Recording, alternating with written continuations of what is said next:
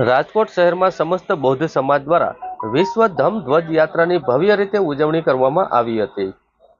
રાજકોટ શહેરમાં આવેલા સુગમ બુદ્ધ વિહારથી વિશ્વ ધ્વજ યાત્રાની શરૂઆત કરાઈ હતી અને વિશ્વમાં માનવતા, મૈત્રી, કરુણાનો સંદેશ આપનાર મહાકારુણિકા ગૌતમ બુદ્ધ માનવતાવાદી વિચારને લઈને ધમ્મ ધ્વજ યાત્રાની ભવ્ય રીતે ઉજવણી કરવામાં આવી હતી।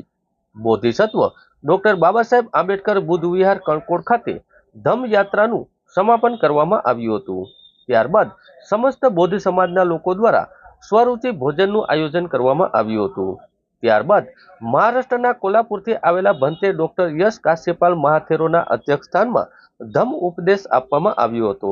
આ તકે ભંતે પ્રજ્ઞારત્ન થેરો, ભંતે પ્રતીક, ભંતે સારીપુત્ર, ભંતે મંગલજ્યોતિ, ભંતે આનંદ, ભંતે વિપક્ષી, ભંતે અન્ય ભંતેગણ ઉપસ્થિત રહ્યા હતા અને બહોળી સંખ્યામાં સમસ્ત બૌદ્ધ સમાજના લોકો આ યાત્રામાં જોડાયા હતા।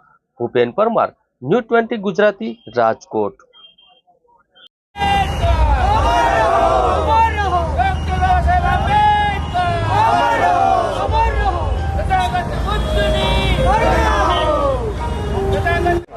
चलो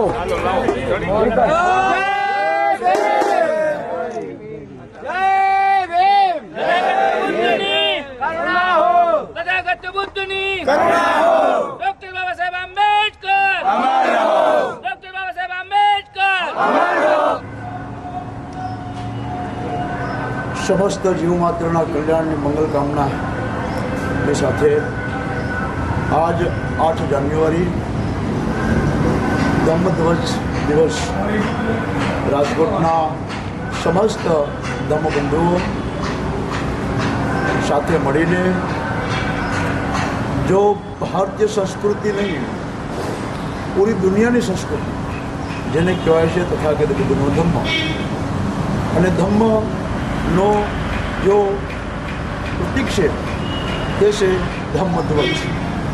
तो 8 जान्युआरी 1885 में सिलोन में हालनु श्रीलंका में सौ प्रथम धम्म ध्वज लहराववामां आव्यो हतो। आज पूरी दुनिया की अंदर धम्म ध्वज दिवस ने बड़ी श्रद्धा और उत्साह थी एनी उजवणी करवामां आवे छे। जेवी रीते आज राजकोटना समस्त धम्म बंधुओ साथे मळीने एक क्रमनुं आयोजन कर्युं छे। हूँ साधुवाद आपું છું। अमारे आ कार्यक्रम में राजकोटना समस्त बौद्ध उपासकोना आमंत्रण ने श्रद्धा ने मान आपी अने अमारी उपस्थित पूजनीय भंतेजी प्रोफेसर यश बदंत यश काश्यपाल आ कार्यक्रम में अध्यक्ष स्थानों पद स्वभावशे। हूँ आप बधाना समस्त मानवना सुखी जीवन की मंगल कामना करूँ छूँ। नमो बुद्धाय। जय भीम, जय संविधान, जय प्रबुद्ध भारत।